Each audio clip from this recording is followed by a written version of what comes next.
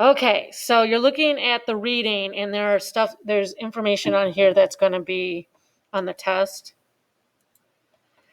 So when you have a president, they don't actually run around and do the job of the executive branch. It's the bureaucracy, right?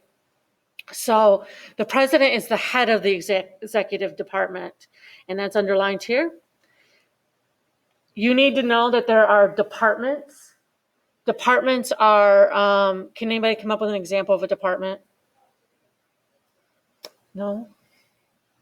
Department of State, Department of Education, Department of Housing and Urban Development, Department of Homeland Security. These are all groups that when a new president comes in, the new president picks the head, and the head is called the secretary. Who has to confirm the secretary picked by the new president? Do you know? The Senate. The Senate. Do you not want to talk during this?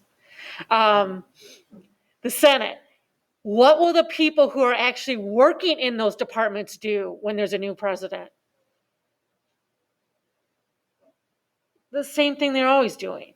Most of our lives do not change with a new president. Most of the people who come in are just going to come in the next day and do what's on their to-do list. It's not that dramatic. Does that make sense?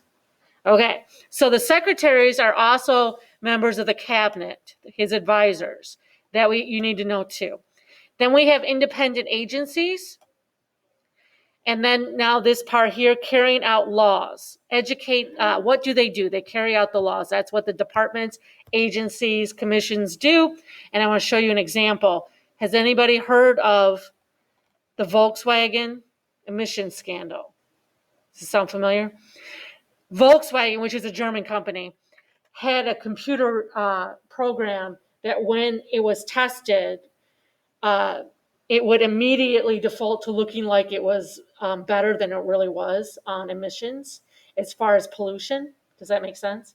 So they got busted. They got caught. This is an international scandal. Well, if you notice here, it says the emission scandal, also known as Dieselgate or Emissions Gate, began, and they always use gate, of course, because of Watergate. That's why you always hear that. Began in September 2015 when the U.S. EPA, Environmental Protection Agency, issued a notice of violation to the Clean Air Act to Volkswagen. So the law is here. Congress passes Clean Air Act. Then the EPA has to actually enforce the law. So they noticed that they were violating the law, and then they got a fine, like $1 billion, I think they said, which really isn't a lot for them. But the EPA enforces the law. Now, another example, so this comes down here, and those laws are called regulations. They're called regulations. You need to know what regulations are. It also shows up in economics if you haven't taken economics yet. So EPA makes rules. So what does the president do? Can change how these laws are carried out. And I'll give you an example. The Affordable Care Act. Trump and Republicans do not like the Affordable Care Act, the Obamacare, right? They're opposed to it.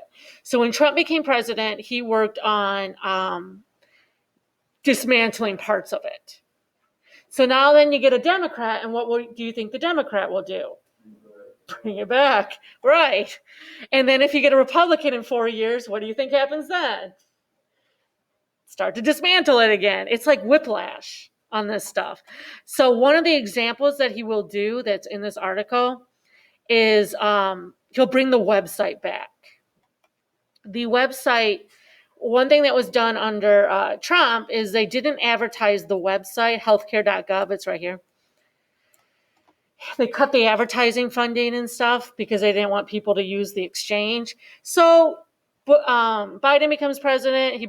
He starts advertising for the website again for people to enroll. So that is something where the law hasn't changed, but the way they carry out the law has changed. So there's a whole list here of things that he'll change. And then if I show you another one, Trump deregulations. So this tracks them. So when Trump became president, because they don't agree with what Obama did, they did a lot of changing of rules. And then now when Biden becomes president, he'll probably change a lot of these back, and then so on and so forth. These are not laws. These are regulations that fall within a law. Does that make sense? Some of these are kind of interesting. There's one on, there's one on the banning on the pesticide. So Obama banned it, well, not Obama, Obama's administration, and now Trump tried to, not Trump himself, but his people in the EPA reversed the pesticide ban. Got it? It looks like it has not, I don't know if you can see any of that, it has not become effective. They proposed it in 2015, which doesn't make any sense because Obama was, well,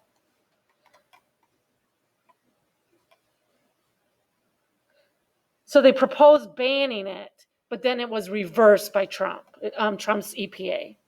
That makes sense. So it never became effective because they didn't want this pesticide banned. I hope you understood what I said there. Bunch on oil, gas, marijuana definitions. Some of these are pretty. Homeless transgender protection. So Obama's housing and urban development wanted transgender protections for young homeless people. And then they wanted to reverse that. Don't know where it's at.